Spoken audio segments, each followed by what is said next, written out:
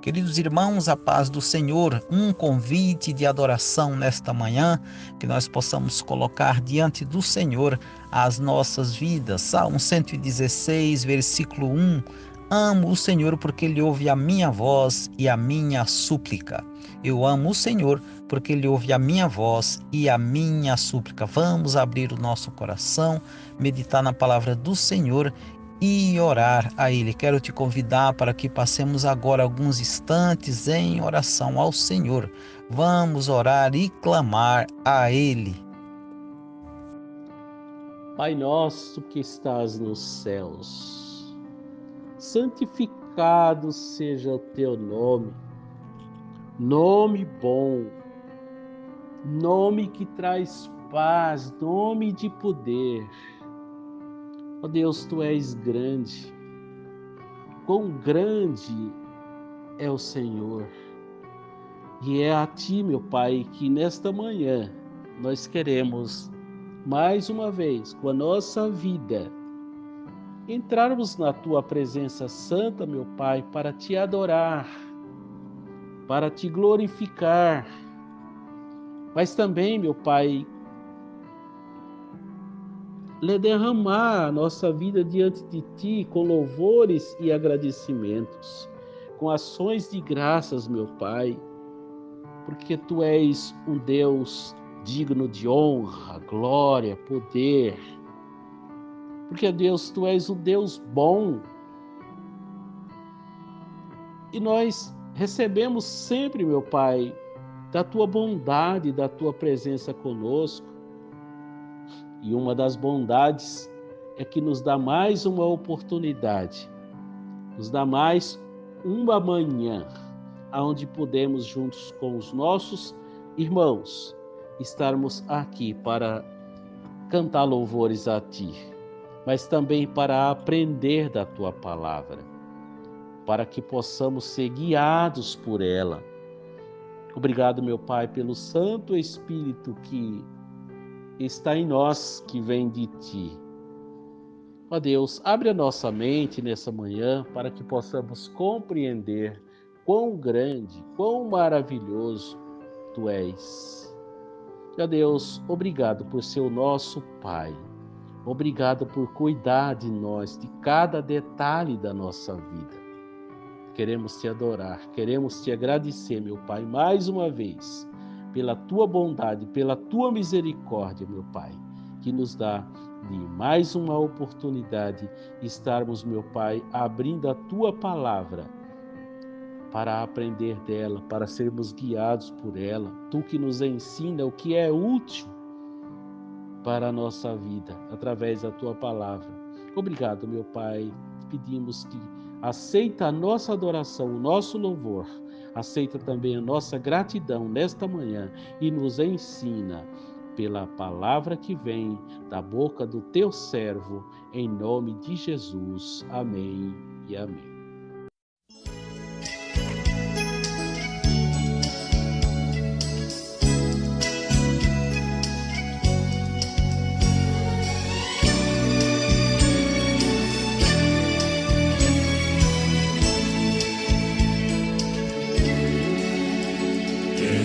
Jesus em minha vida, mais que tudo aqui neste mundo, pois eu sei, só Ele pode dar-me paz.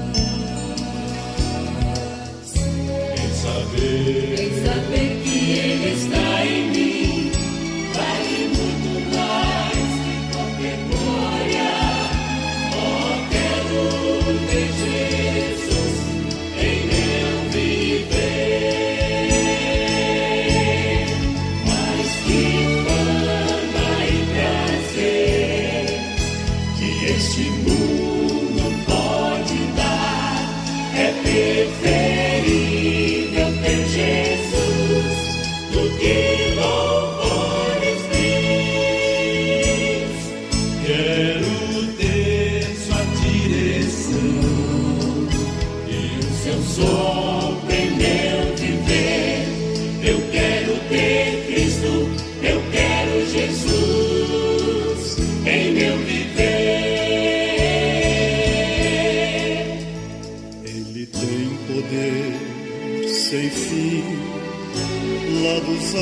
céus proteção me dão, muitos anjos o estão a rodear. Mas um dia eu ouvi tão só, em agonia, na cruz pregado, só por mim sofrer, grande preço deu. Mas que fama e prazer que este mundo pode dar, é preferível ter Jesus do que louvores vis. Quero ter sua direção e o seu sopro em meu viver. Eu quero ter Cristo, eu quero Jesus em meu viver. Eu quero tê-lo em a vida e pra sempre o louvarei. Quero a Cristo, quero a Cristo.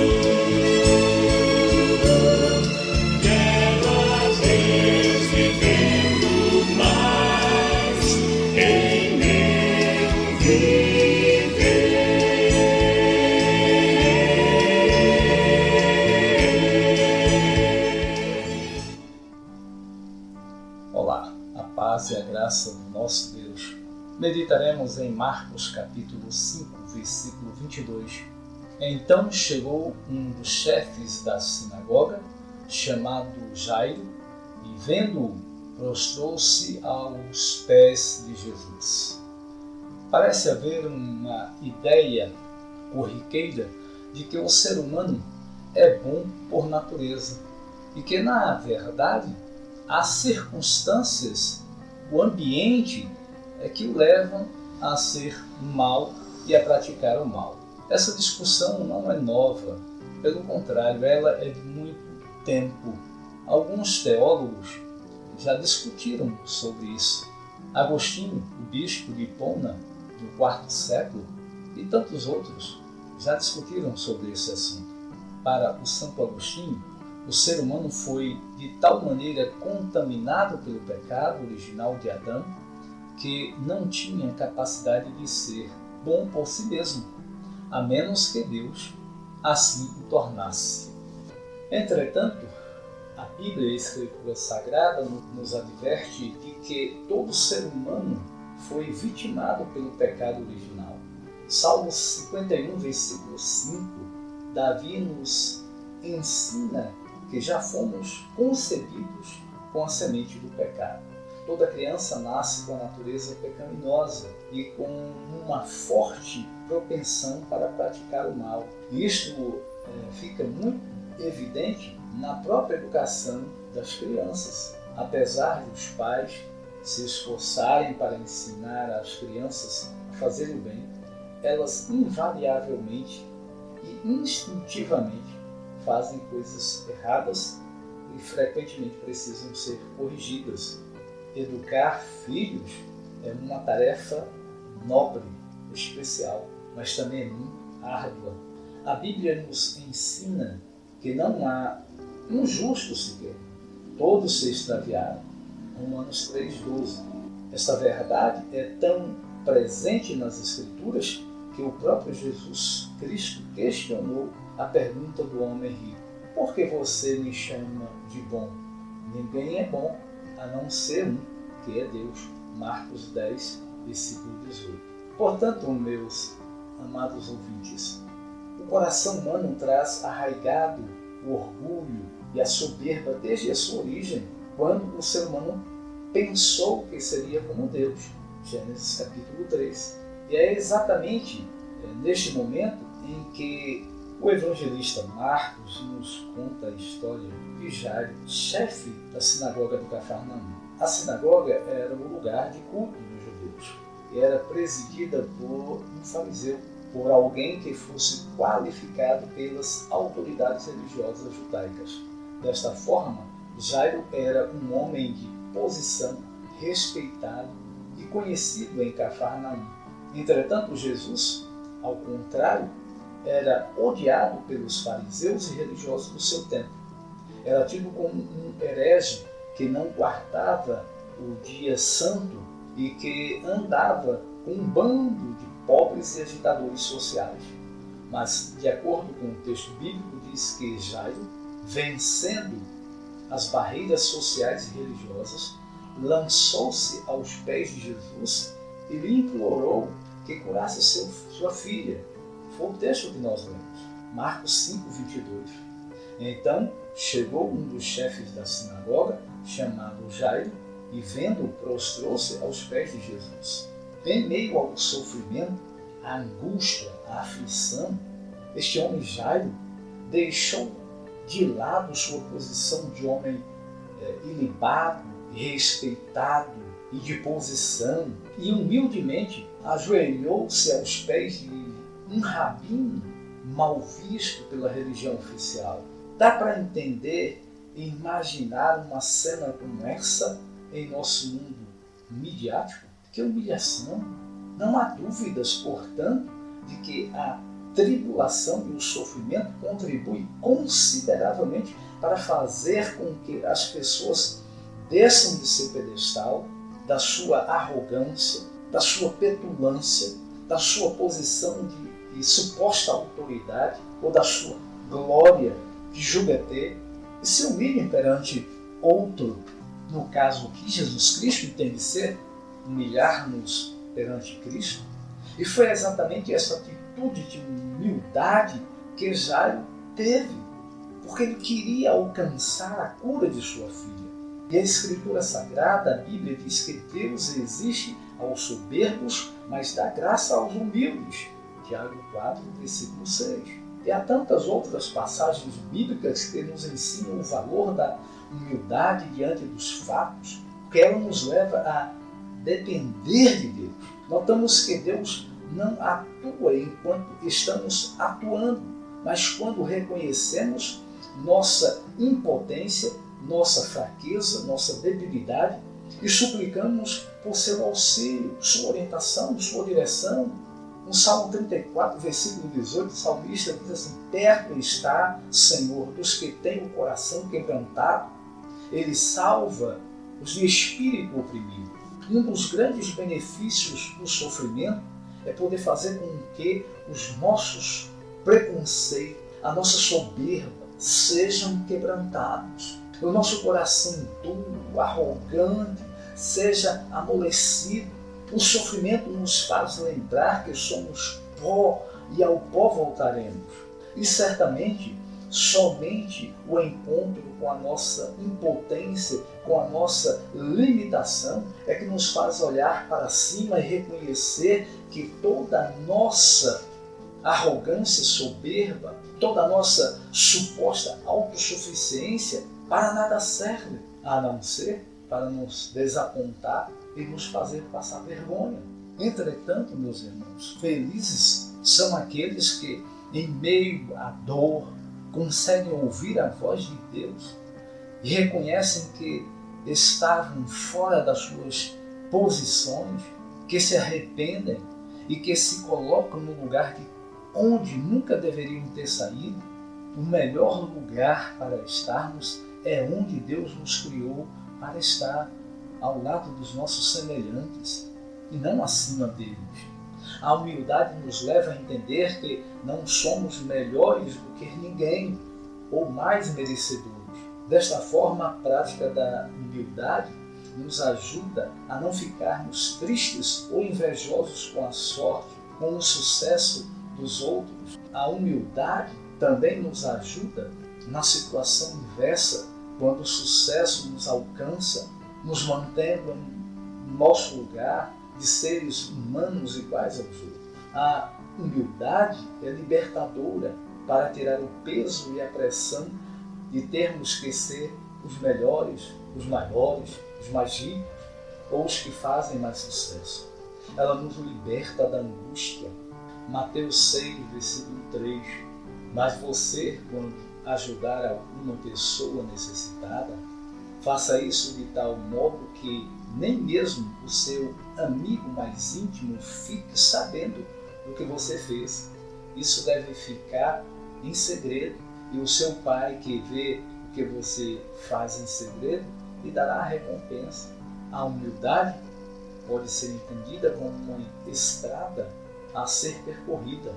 O apóstolo Paulo, em Filipenses 2, 5 a 9, nos orienta da seguinte forma: a atitude de vocês deve ser semelhante àquela que nos foi mostrada por Jesus Cristo, que, apesar de ser Deus, não exigiu nem tampouco se apegou a seus direitos como Deus, mas pôs de lado seu imenso poder e sua glória, ocultando-se sob a forma de escravo e tornando-se como os homens, e se humilhou ainda mais, chegando ao ponto de sofrer uma verdadeira morte de criminoso numa cruz.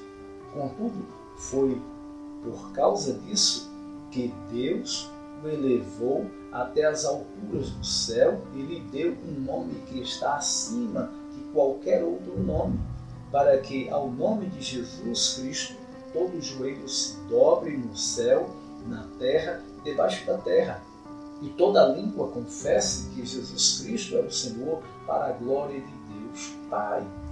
Pela própria natureza humana, são poucos que querem trilhar o caminho da humildade, mas os que por ela passam alcançam a alegria e o verdadeiro sucesso, como Jesus afirmou em Mateus 23, 12. Quem se engrandece será humilhado, mas quem se humilha será engrandecido. Jesus Cristo, nosso Senhor, nosso Redentor, trilhou o caminho da humildade. Por isso, recebeu a honra que este caminho lhe trouxe, lhe deu.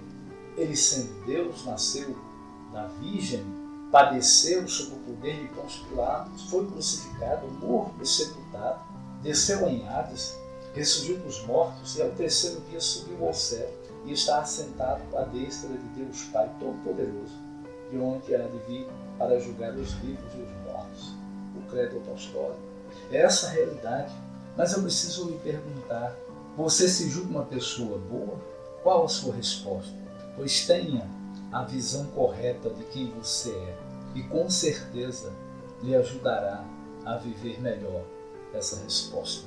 Outra coisa, o orgulho é uma característica natural de todo ser humano. Entretanto, quando nos mantemos nessa posição de orgulho, temos uma visão triste, medonha de nós mesmos e certamente teremos problemas na convivência com outras pessoas. Outra questão, humildade é um dos princípios da felicidade. A humildade nos poupa de pressão de sermos melhores que outras pessoas.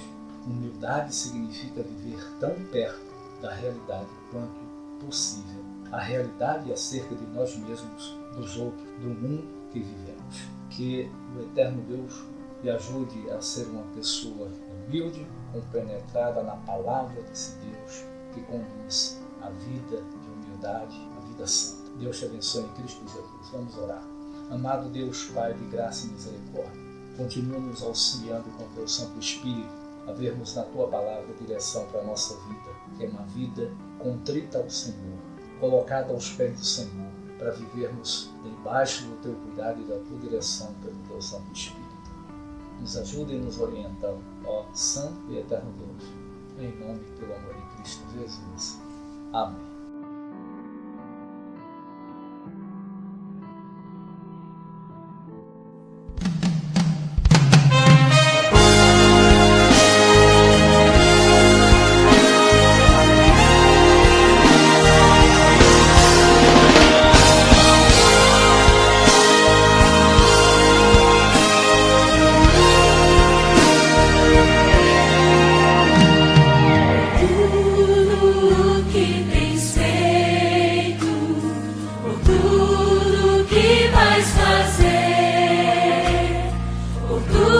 Promessas e tudo que és, eu quero te agradecer com todo o meu ser.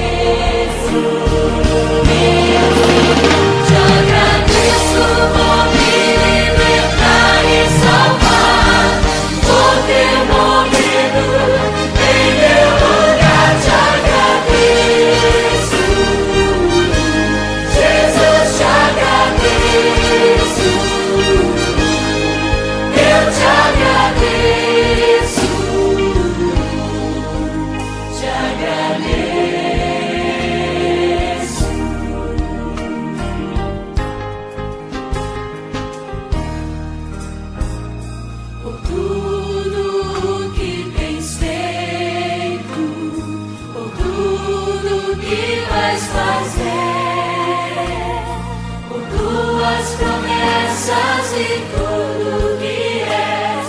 Eu quero te agradecer com todo o meu ser.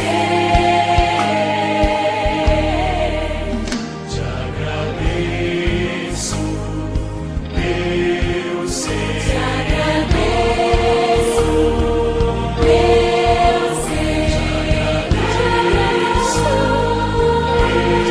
ser. Te agradeço por me libertar e salvar, por ter morrido em meu lugar. Te agradeço, Jesus, te agradeço. Eu te agradeço, te agradeço. Te agradeço, meu ser. Te agradeço, meu ser. Te agradeço, meu ser. Te agradeço, te agradeço por me libertar e salvar, por ter morrido em meu lugar. Te agradeço, Jesus, te agradeço. Eu te agradeço, te agradeço, te agradeço por me libertar e salvar, por ter morrido em meu lugar. Te agradeço, Jesus, te agradeço. Eu te agradeço, te agradeço, te agradeço, te agradeço.